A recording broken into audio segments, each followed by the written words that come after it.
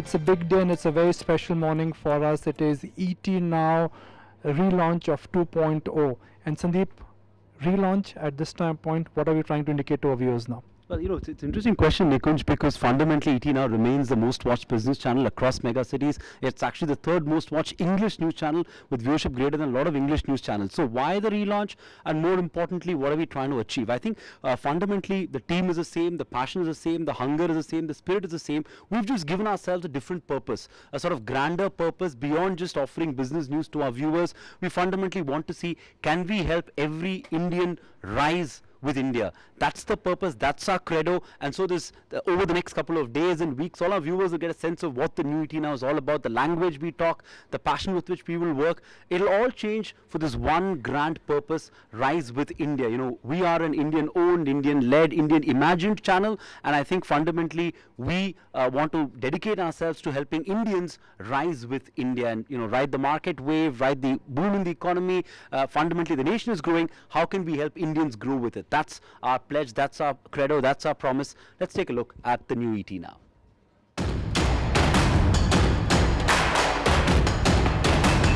Disruption seems like the new normal these days. From my salary to the return on my assets, things feel uncertain. Sometimes the road behind looks rosier. The country's GDP has increased roughly six-fold. But amidst all this, India grows. In stature, in value.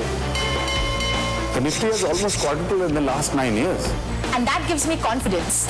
But I can hitch my success to India's because deep within, I know we will keep growing. Till we top the rich world. Once again.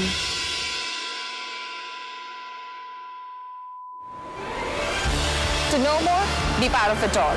And shape the discourse Of politics, Governance, technology, beyond markets, Business and economics. I resolved to rise with India.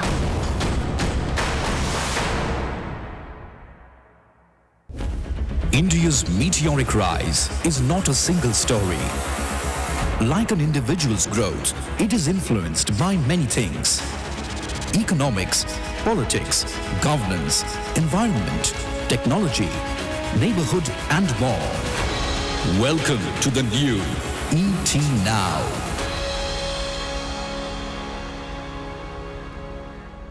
And to really mark this moment, it's a special morning for us. I've got three very special guests and three gentlemen on my right. They need no introduction: Madhu Kela, Nilesh, Shah, Bala. And these are three gentlemen who have truly believed in the spirit of rise with India. When Madhu Kela started managing public money, the NAV of Reliance Growth, Madhu, was 12 rupees. And now it is?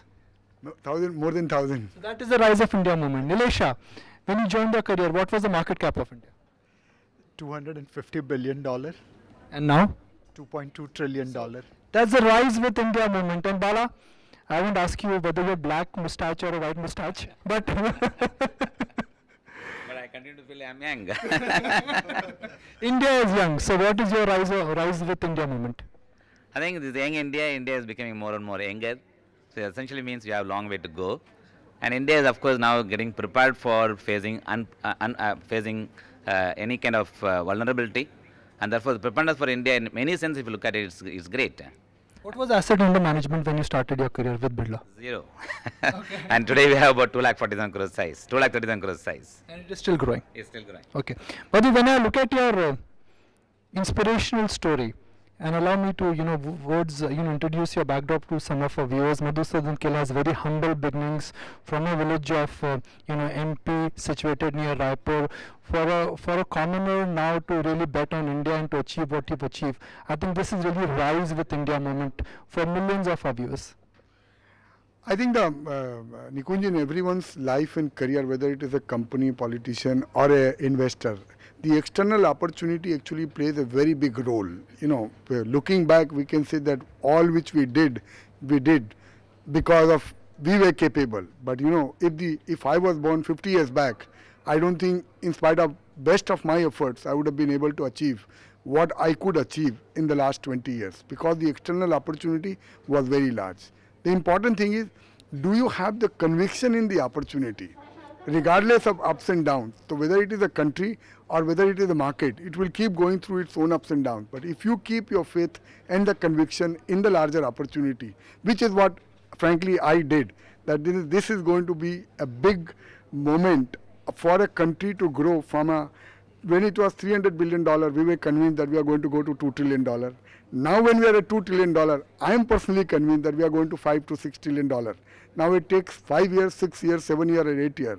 That doesn't matter. But the direction is positive and it is a manifold growth. So if you keep your conviction and then remain focused, in life, I think a lot of wealth is yet to be generated. So people who have yet not recognized the India opportunity, I don't think the time is late. The time is now. Nilesh, what would you say that could be the Rise with India moment for you? So essentially, we have done great in last 25 years. But there's one aspect where we have miserably failed. When I started my career at $250 billion market cap, 40% of India was owned by retail investors. Today, they own 9%. They are all sitting in train which gives them 7% return, 8% return. But they don't want to get into a train which gives them 15 or 20% return because it is little bit noisy, because it makes a little bit of turbulence. Maybe it looks like a roller coaster. So Rise with India is that passion.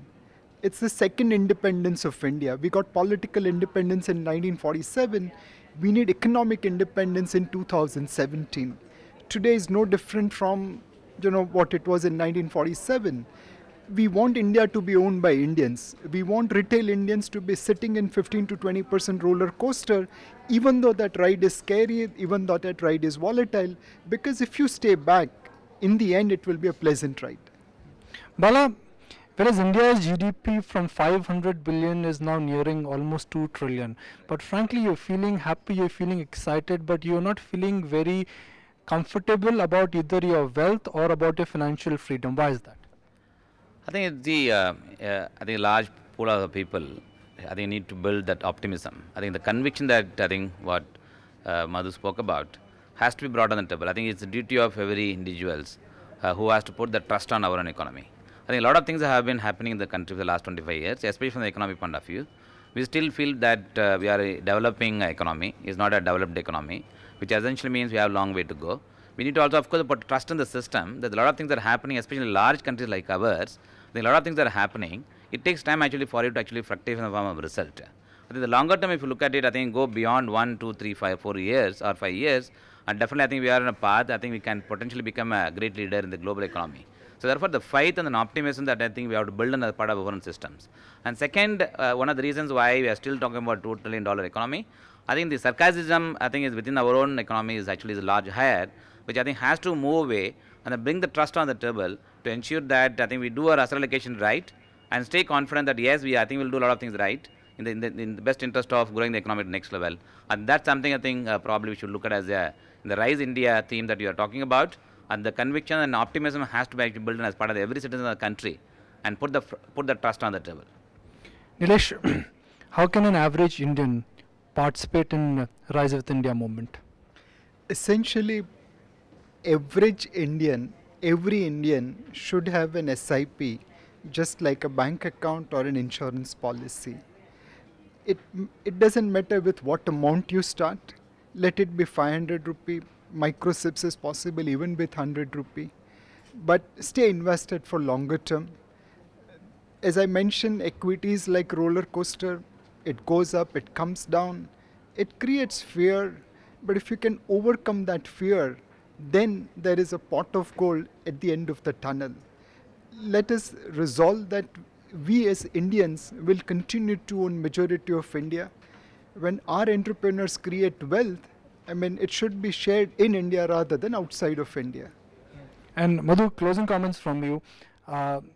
Whereas equity or betting on India's entrepreneurship, I think is the easiest way to rise with India. What about other things an average Indian can do to really rise with India? Financial security is one, but what about the other aspects? So the other aspect is just, as we are talking, just be optimistic about the future of this country. Believe that we are going to be a superpower over the next 10 years or 10, 15 years. If you get that one thing right, Nikunj, then you just have to focus on what you are doing. And there are so many opportunities, not like the opportunity is only there in the stock market. The stock market is basically, it's a reflection of what is happening. But what is happening in India is also you can benefit. Today, there is never better time to do a startup India. The Prime Minister himself is speaking. There is no better time for rising with digital India. There is no better time for, for an average person to do well. See, Nikunj, when I came in the markets, 91, 92, corporate was monopoly of 25 people. That XYZ will get license, XYZ will be able to do this much, ABC will make profit. That's what it.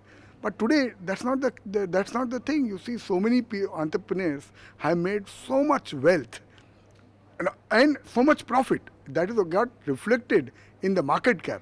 But the opportunity is there, whether you are in the listed space or unlisted space. The opportunity is really there to pursue your dream with conviction. If you did that and you put your soul and heart, I think there is still, I would say, my favorite thing, that ये trailer है, picture अभी बाकी दोस्त. Okay, so let's talk about the picture then. Okay, this 2017, 2020 and 2025. I'm taking 3 years and 8 years. What do you think would be the size of the economy? Which sectors could be significantly higher than where they are? And where do you think big gains could come in? Next 5-7 years. So one thing I would say, the size of the economy, easier one to answer. I think will be more than $5 trillion. That's an easy one. By 2025. So over the next 7-8 years, more than $5 trillion. I am optimist. I would believe that will be more than $6 trillion, but at least more than $5 trillion. The important thing to recognize, the invention which is happening in the world today, at least in no point of mankind history, there are so many disruptions and so many inventions which are being talked about. Whether you talk about bioscience, whether you talk about technology, internet, electric vehicles, there is so much which is happening. So obviously, people who feel that a lot of wealth is got generated, now I am left out. No, I think there is going to be a huge wealth creation in these new sectors. As long as you can latch on, you can be convinced, and that this is where things are happening. At the same time, let me warn you, it's not like आप marine drive में बैठे हो तो आपका घर आपका हो जाएगा. हवा मिलेगी पर घर आपका नहीं होएगा. So it's not like you are there in India, so you will make money regardless. There is a lot of wealth destruction also which is coming in the next 10 years. So the people who are not recognizing that this disruption is for real, you will end up losing a lot of money, as it has happened. Like from 2008 till 2017, there are so many companies, the stocks which are down 70, 80, 90, 95%. And there are so many of them which are up 100 times. So it is not like India opportunity hai to sabke ghar mein dhan aa jayega. You have to be able to emphasize where that excitement is, and you have to be able to bet. If you are betting on the stock market, since you are not doing the business yourself, you have to be able to bet on the right entrepreneur with the right opportunity, and as you rightly said, for the right time frame. If you want to bet for a time frame of 6-9 months, thoda bahut milega kuch, but real thing will not happen. Fair point. So Nilesh, closing comments from you. For those who are interested in buying a house in Marine Drive, not just hawa khane ke liye, what should they bet on? I mean, either they should have the stock picking ability, they should have the dedication of Eklavya to go and read the balance sheets, pick up the managements, stay invested over a period of time, or they should simply do SIP in mutual fund, equity mutual fund. But what's your big prediction? I mean, we are talking about rise with India. I'm sure the face of the economy which has changed in last couple of years will continue to change even at a more rapid pace. Where do you think the next big $1 trillion opportunity will come for us? So two things are happening. One, Indians have finally realized that keeping cash in tijori, keeping cash in gold is not going to give them return. It's neither good for them, it's not good for the country. They are slowly but steadily shifting their physical assets into financial assets. So this is one big trend. Financial intermediation companies will do very well courtesy this trend. The second thing is that, in 1947, India and Korea got independence around the same time. We were brutalized by partisan, they were brutalized by partition. We were, sucked out by colonial masters. They also went through the same process. They were actually 25% of India's size in terms of per capita GDP. Today they are 12 times bigger than us. somewhere after independence, we pursued this path of informal economy, small and medium enterprises, cottage industries, reservation for small and medium entrepreneurs. They pursued the path of larger enterprises. They created chai balls, which went and invested for creating larger enterprises. And now we are seeing that we are taking a course correction. We are shifting from informal economy to formal economy, from small, micro, mini enterprises to larger enterprises. This will create productivity, this will create efficiency, this will create export competitiveness. With GST, with demonetization, with infrastructure development, with ease of doing business, with efforts of government as being a regulator rather than a player, all these things will move businesses from informal enterprises to formal enterprises, and that's one big mega trend which one can invest to create market outperformance. Okay, so Bala, for someone who wants to believe and bet on Rise with India, give me an idea where you park your money now, go to Himalayas for next 5 years, don't bother about market volatility, but you're confident that money is going to quadruple or is going to be substantially higher than where it is right now. Quick 30-second answer. Apart from buying Birla Sun Life mutual funds, so Madhu prompted me for my next question. That's right. No, definitely, of course, mutual fund is a vehicle. The large pool of investors have to actually put their trust. And given the fact that all of us actually sitting there as money managers doing the job of tracking the economy and seeing actually how the economy is going to grow and what stocks to buy and so on and so forth. Investors, somebody actually goes to the Himalayan, definitely has to put his trust on mutual fund and forget about it. And one need to also, of course, look at the fact the last 20 years, we have seen lots of ups and downs. The same discussion would have had many number of times, and you would have predicted the index will go to 30,000, index would have fallen actually in contrary to expectations. And of course, the reason index would have come later on. So that we have seen historically many number of times. Your own calls many times may not actually go right. But one thing which has remained constant actually the longer term, whatever calls you would have given would have come right. So that same way the mutual fund also the last 20 years experience, if you see, the kind of return that has been generated by the mutual fund, even sometimes the individuals would not have generated by actually selecting stocks. I think one has to accept the fact, if I select one stocks right, I get to say I select one stocks also wrong. And that's something is a historical evidence that we have seen among the investors. And that's being the case, the mutual fund is the best vehicle for putting the large pool of savings, whether it is in fixed income or whether it is in equity. I think the principle that one has to follow is stay focused only on the asset allocation. It's not just only equity is the only one you have to use mutual fund. You can use it for multiple purposes. Stay focused on asset allocations will be the key to the success. So I just made one small point here. See, in my experience of last 25 years of being with investors, one big mistake which majority of the retail people are making is that they are trying to be perfectionist. That we will get the right time to invest. They are still looking for the right time. Ghatega to lenge, ye bhav pe lenge.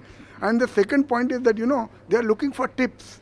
What bigger tips you want? So much wealth is got created in last 20 Always years. tell people so many mutual funds. It's not only one scheme of one mutual fund. I think all the private sector mutual fund, majority of the schemes have generated so much money. While your money was, let's say, lying somewhere, but you still bothered that I invested in Birla at 100 rupees, it became 90 rupees.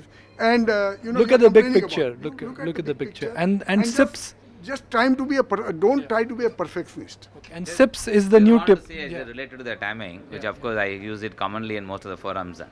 Just very quickly in one line. When the market falls, you wait for the market to fall further for making your investment. If the market goes up, you wait for the correction to come for making your investment. And both the side what you are doing continuously is the waiting is the common denominator that exists. That people should move away from that. So tips is the new SIPs. Gentlemen, thank you for joining us, and let's hear it again in chorus. Rise with India. Rise with India. Absolutely. Find us on Facebook at facebook.com/ETNow and don't forget to click the like button. You can also follow us on Twitter at ETNowLive. To stay updated with all our programming, hit the subscribe button on our YouTube channel by logging on to youtube.com/ETNow.